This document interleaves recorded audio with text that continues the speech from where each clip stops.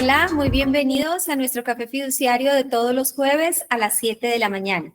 Recuerden que el café fiduciario lo realiza Piensas, su primer estructurador fiduciario, con el patrocinio de Suárez y Gómez Abogados y AESI, la Asociación de Egresados de la Escuela Colombiana de Ingeniería, Julio Garavito. Manuela González Gil, abogada de la Universidad Externado de Colombia y especialista en Derecho Contractual de la Universidad del Rosario, con experiencia de más de 4 años trabajando en Derecho Público y Derecho Privado. Fue judicante de la sección cuarta del Consejo de Estado y ha trabajado en firmas de abogados dedicadas al derecho comercial, societario, inmobiliario, tributario y en negocios fiduciarios. Muy bienvenida, Manuela. Muchísimas gracias, un gusto acompañarlos el día de hoy. Perfecto. El tema de hoy, que es de la mayor importancia para toda nuestra audiencia, es el tratamiento fiscal y tributario de los patrimonios autónomos. Entonces, para entrar en materia, Manuela, cuando alguien realiza un negocio fiduciario y hace la transferencia de un bien a un patrimonio autónomo, ¿eso es una venta del bien o cómo puede considerarse? Bueno, realmente es importante que tengamos en cuenta que cuando se hace una transferencia de un bien a un patrimonio autónomo, estamos hablando de que el constituyente, en la mayoría de los casos, pues está transfiriendo un bien o un inmueble a este patrimonio autónomo que lo va a administrar directamente la sociedad fiduciaria. La sociedad va a ser su vocera, su administradora. Entonces, pues técnicamente no se puede equiparar a lo que es una compra-venta. En este caso, se denomina aporte fiduciario o se denomina aporte a título de fiducia mercantil. Entonces, en esta operación, el fideicomitente va a transferir la titularidad a la sociedad fiduciaria, pero sin perder totalmente lo que es el control económico ni el derecho a los frutos o los beneficios, porque a cambio de esa transferencia va a recibir es unos derechos fiduciarios. La fiduciaria solo va a poder utilizar el bien para el fin establecido dentro del contrato de fiducia. Y específicamente sobre este punto se refirió el Consejo de Estado precisamente en una sentencia de este año, del 13 de marzo, ¿De en la acuerdo? cual Asofiduciarias realizó una demanda contra las interpretaciones que estaban manifestando la DIAN, diciendo que a cualquier título se consideraba pues una enajenación.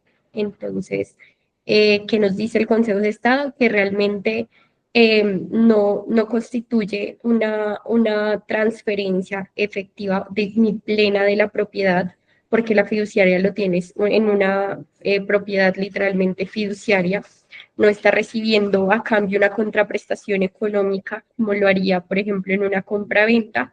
De acuerdo. Entonces, que no se puede entender como tal como una enajenación, no se cumplen, digamos, los requisitos que se requieren normalmente para que exista esa enajenación, que es recibir una contraprestación a cambio. Entonces, no podemos equiparar los efectos, por ejemplo, de una venta a lo que es este aporte o transferencia a título de fiducia. O sea, muy importante el pronunciamiento del Consejo de Estado porque dio claridad a lo que antes la DIAN había interpretado como que la transferencia, te entendí, de un bien a un fideicomiso sí comportaba una enajenación.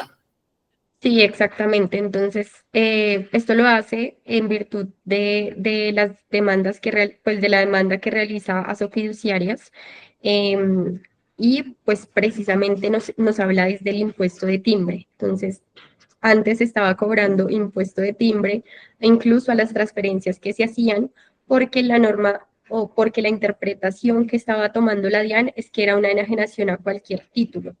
Y es muy importante la decisión que toma acá el Consejo de Estado, porque incluso se están teniendo que hacer esas devoluciones del impuesto de timbre que se cobró antes pues, de dictar esta sentencia. A toda nuestra audiencia, en la medida en que no todos son abogados, ¿Nos puedes explicar qué significa enajenación desde el punto de vista legal? Bueno, es muy importante precisar este término. La enajenación se entiende como la transferencia del derecho de dominio o la transferencia de la propiedad plena y precisamente como lo estaba explicando anteriormente, cuando se hace esta transferencia al fideicomiso, no se trata de una transferencia de la propiedad plena como la conocemos, es una propiedad fiduciaria y esta transferencia es de carácter instrumental, no está recibiendo esa contraprestación económica.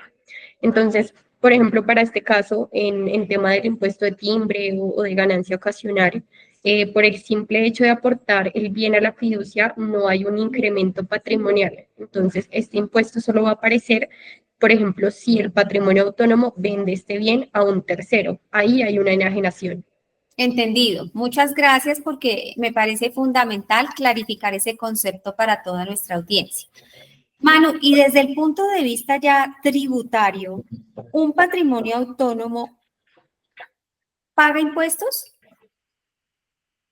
Bueno, es una pregunta muy importante. La DIAN ha considerado que los patrimonios autónomos como tal no son contribuyentes del impuesto sobre la renta y complementarios, sino que estos ingresos y gastos se van a trasladar directamente a los fideicomitentes o a los beneficiarios de conformidad con el principio de transparencia fiscal. Esto significa que los fideicomitentes van a declarar como si ellos hubieran sido los que recibieron estos ingresos. Entonces, hay algunas excepciones, ciertos patrimonios autónomos como los fondos de inversión colectiva o los fondos de pensiones voluntarias o aquellos que ejerzan su actividad empresarial directa, si van a ser contribuyentes y van a presentar su propia declaración. Eso sí, pues es muy importante entender que los patrimonios autónomos sí van a ser responsables, es como por otros tributos como el IVA, el ICA, el gravamen a los movimientos financieros, pero pues esto va a estar dependiendo de la actividad económica que cada uno de ellos realice. Y pues en estos casos la sociedad fiduciaria se va a encargar de presentar las declaraciones sobre esto. Entendido. Sabemos que existe en materia tributaria fiduciaria el principio de transparencia fiscal. ¿Nos puedes explicar, por favor, en qué consiste ese principio?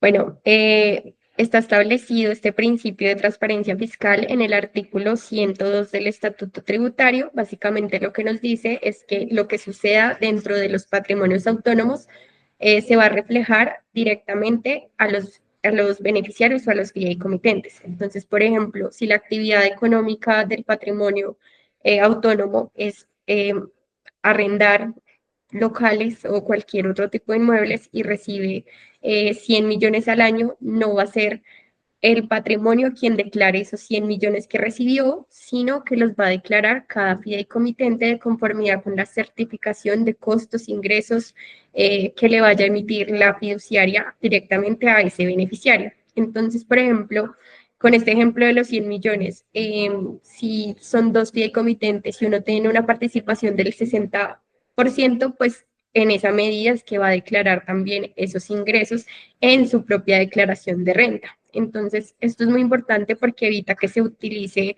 la figura de la fiducia mercantil como una caja negra para diferir o esconder los impuestos.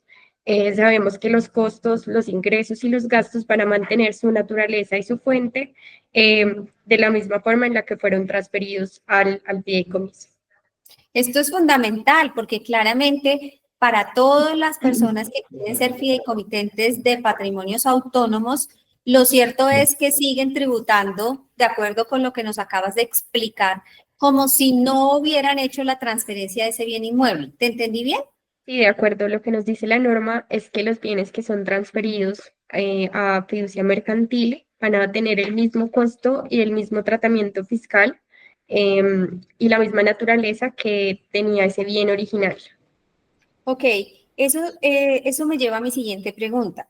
Si no se trata entonces de una venta, la transferencia del bien inmueble, ¿qué sucede con el costo fiscal del bien que se aporta al fideicomiso? De acuerdo, como te comentaba, el fideicomitente va a recibir a cambio unos derechos fiduciarios y estos derechos fiduciarios van a heredar ese mismo costo fiscal y el mismo tratamiento tributario que tenía pues el inmueble o el bien que hayan transferido. Entonces, por ejemplo, si se aporta un terreno o un lote y su costo fiscal era de 500 millones, ese va a ser el valor de los derechos fiduciarios. Si más adelante, de acuerdo con la maduración fiscal del inmueble, el patrimonio autónomo llega a vender ese lote, ese terreno por, no sé, 800 millones, la ganancia ocasional se va a calcular sobre esa diferencia de 300 millones y se va a atribuir directamente a los beneficiarios. Entonces, por ejemplo, toda operación que implique una ganancia ocasional, así se encuentre total o parcialmente exenta, debe ser incluida dentro de la declaración de renta del fideicomitente correspondiente. Y de no hacerlo o de omitirlo, podría dar lugar a sanciones por inexactitud o por omisión o por evasión, de acuerdo con lo establecido por la DIAN. Bueno, muy bien, entendido. En ese caso, la fiduciaria, aparte, tiene algunas obligaciones de índole tributarias propias en relación con el patrimonio autónomo. Sí, claro, porque aunque no sea la contribuyente de renta, en la mayoría de los casos, es decir, la sociedad fiduciaria sí debe presentar su propia declaración, pero como sociedad fiduciaria.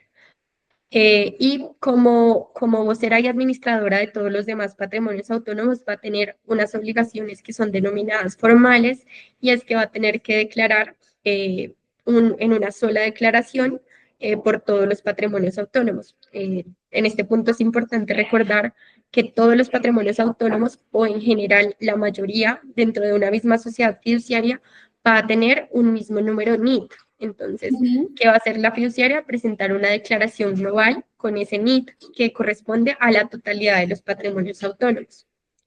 Es importante que también tenga desagregados cada uno de los datos o los documentos o la información contable de cada uno de los patrimonios autónomos, pero al momento de declarar, sí va a hacerlo de forma global. Ok, entendido.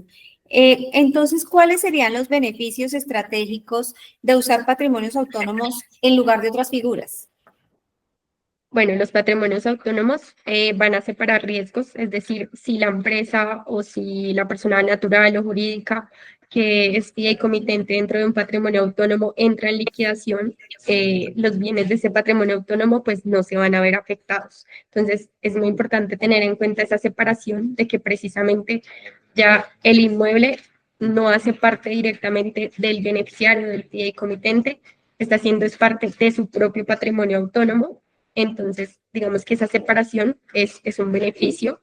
Aparte, pues, tenerlo en una fiducia mercantil nos da transparencia porque lo está administrando un tercero imparcial y que además está vigilado por la Superintendencia Financiera de Colombia, lo que genera precisamente confianza, que es, digamos que, el mayor activo de este negocio. Mejora la confianza en los inversionistas, en los acreedores. A través de los patrimonios autónomos se pueden estructurar diversos proyectos complejos, pero con reglas muy claras, y además es muy utilizado para la planeación patrimonial y sucesoral, lo que pues evita conflictos entre socios. Y pues en algunos casos es inembargable los bienes que están dentro del fideicomiso. Entonces, esta inembargabilidad no es absoluta, generalmente es frente a algunos de los acreedores posteriores a esa constitución, y además permiten una planeación patrimonial y sucesoral que evita conflictos entre los diversos socios o fideicomitentes, porque pues precisamente tienen unas reglas preestablecidas. Eh, Adicionalmente, los bienes que son transferidos a fiducia mercantil son inembargables para acreedores que se tengan posteriores a esa constitución del fideicomiso. Esa inembargabilidad no es absoluta, pero es uno de de las principales ventajas que tiene tener los activos dentro de un fideicomiso mercantil. Vale, muy clara tu explicación y muy válida para todas las personas que están en este momento considerando constituir un fideicomiso. Para cerrar, Manuela, ¿qué errores en tu concepto hay que evitar al trabajar o al constituir patrimonios autónomos? Bueno, lo primero es Pensar que porque no tienen personería jurídica va a ser una figura a través de la cual no se van a pagar impuestos, sí se van a pagar impuestos y se van a pagar precisamente directamente por los fideicomitentes en la mayoría de los casos. Ya es otro tema cuando la fiduciaria tenga que presentar, por ejemplo, los certificados o las declaraciones que tiene como obligación. Lo otro es no planificar precisamente la estructura tributaria desde el principio. Eh, lo otro es también usarlo como un depósito sin reglas claras que podría generar pues conflicto entre los fideicomitentes. Entonces, pues mi recomendación es siempre estructurarlo con asesoría legal y tributaria para que obtenga los resultados esperados, para que se cumpla el fin del contrato fiduciario y pues para que no vaya a generar ningún tipo de sorpresa, sino que todo se tenga pues previamente acordado y establecido. Vale, muy claro. Pues te agradecemos mucho, Manuela, toda la presentación de muchísima utilidad para nuestra audiencia y esperamos tenerte en algún otro café fiduciario. Muchísimas gracias, encantada de haber estado acá este día con ustedes.